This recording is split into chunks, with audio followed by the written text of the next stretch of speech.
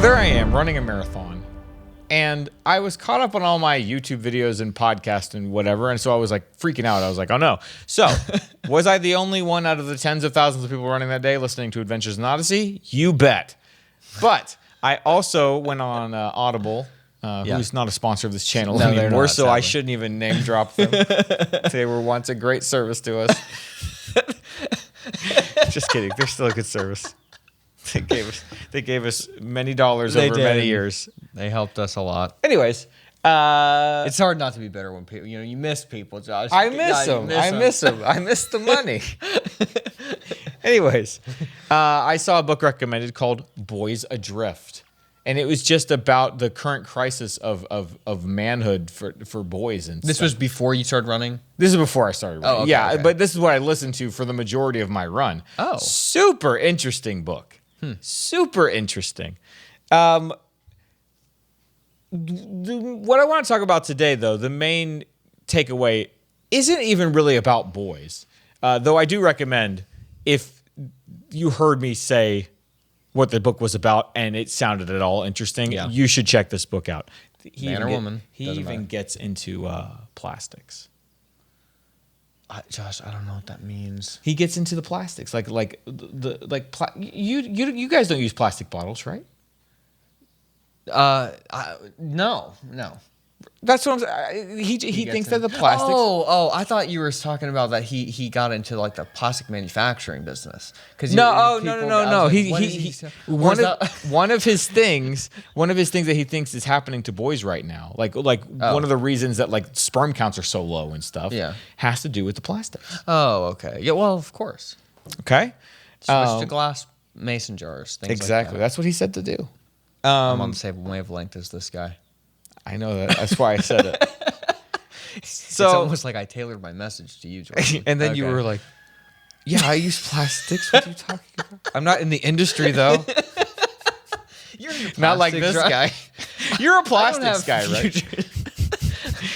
Anyways, he was talking about how bad computers are for kids, and here's why. He said that when you go to type in a web address or something, unless there's something wrong with your computer, it immediately obeys your command. That's right. You're sitting on something for hours a day, be it your computer or a phone, that immediately responds in the affirmative to every action, every command you give it. That's a good. I've never thought of that. That's a good point. That is. Before that, you were interacting with human beings who you have to reason with.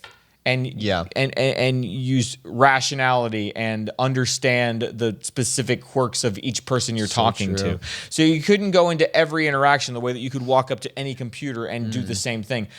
If I walk up to somebody new, I'm starting from square one. I have built-in understandings from talking to other people, but this might be a person different than anybody else I've ever spoken to, and then I'm having to use my brain to figure out how best to communicate with this person. Or if I need them to do something for me, I have to figure out the best way to ask for that. Yeah, I want that makes sense, but at the same time, I almost wonder if that sounds a lot like if you play Halo, you're gonna go out and shoot people. That's kind of, well, you know what I mean? That's part of... maybe if you're just completely isolated and play 24/7, but if you know. He gets into video games. He's What's a lot his take? more conservative, I guess. Maybe might be the best. I don't know if that's the best term. He doesn't want people to play Halo. He doesn't think people should be playing violent. He thinks boys shouldn't play. There was like a list of criteria, like does the game employ violence? Is the violence glorified? Is it meant to be funny? Blah blah blah. And it was like if the game your kid is playing meets any two of these, then you should probably not let them play it. Which, I mean, now that I have kids, I get not wanting them to. And for me, it's not, I don't want you living out these actions. Like, because you can call a kid compartmentalize. Like, this is not real. This is right. Like, I'm almost wondering if that's the same way with typing in on a URL. It's like, okay, this isn't real. Real life, there's way more nuance. Now, maybe they're just not as practiced at it, but to be like, you will listen to my commands because I have typed in URL. Right. It's well, like, when you pair computers with like porn and stuff, where it's literally just I found what I want to watch, and I'm watching that thing happen now, and so that's where it gets. You know what I'm saying? So it's more levels up of the same idea, but I just had never thought about that idea, and I agree. I'm not sure how deep. I take that thought, especially considering, he's talking about you shouldn't play Halo. Like, we played Halo growing up, and we're fine. Look at us now. But we were a little bit older when we started playing Halo. That's true. I think that Halo. You do have to think about that. Yeah, I think Halo 2 was getting ready to come out by the time we started Halo, so that would have been like 2003. So I would have been like 14 or 15 probably when I started playing Halo. I feel like we were a little bit younger than that. Yeah, I remember that. I almost wonder if I didn't play it that much.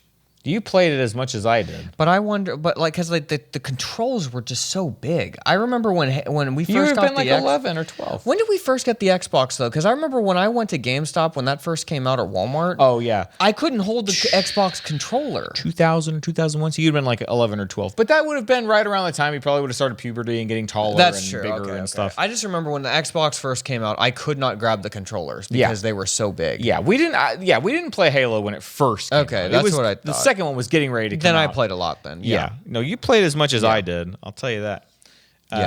But anyways, he takes it that far and thinks that as little screen time as you can get away with, which I agree with that. Yeah. To some degree. It's like, and if you're going to be on screen time, don't watch violent stuff or don't interact with violent stuff.